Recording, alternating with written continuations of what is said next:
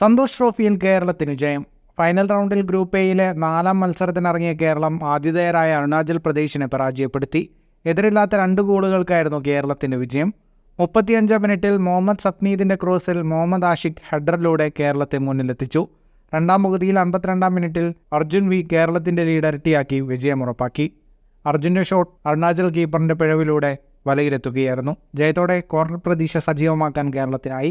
നിലവിൽ 4 മത്സരങ്ങളിൽ നിന്ന് 9 പോയിന്റുമായി സർവീസസാണ് ഗ്രൂപ്പ് എയിൽ ഒന്നാമത്. 3 കളികളിൽ 7 പോയിന്റുള്ള ഗോവയാണ് രണ്ടാമത്. 4 മത്സരങ്ങളിൽ നിന്ന് 7 പോയിന്റുള്ള കേരളം 3ാം സ്ഥാനത്താണ്. മത്സരത്തിൽ 55% സമയവും പന്ത് കൈവശം വെച്ച് കളിച്ചത് അരുണാചൽ പ്രദേശായിരുന്നു. എന്നാൽ മത്സരത്തിൽ 7 ഷോട്ടുകൾ തൊടുത്ത അവർക്ക് ഒരേ ഒരു ഷോട്ട് മാത്രമാണ് ഓൺ ടാർഗറ്റിൽ തൊടുക്കാനായത്. കേരളം ആകെ 14 ഷോട്ടുകൾ തൊടുത്തപ്പോൾ 6 ഷോട്ട് ഓൺ ടാർഗറ്റ്. ഇനി മാർച്ച് 1 സർവീസസിനെതിരായാണ് കേരളത്തിൻ്റെ അടുത്ത മത്സരം. കൂടുതൽ ഫുട്ബോൾ വാർത്തകൾക്കായി ചാനൽ ഇപ്പോൾ തന്നെ സബ്സ്ക്രൈബ് ചെയ്യൂ.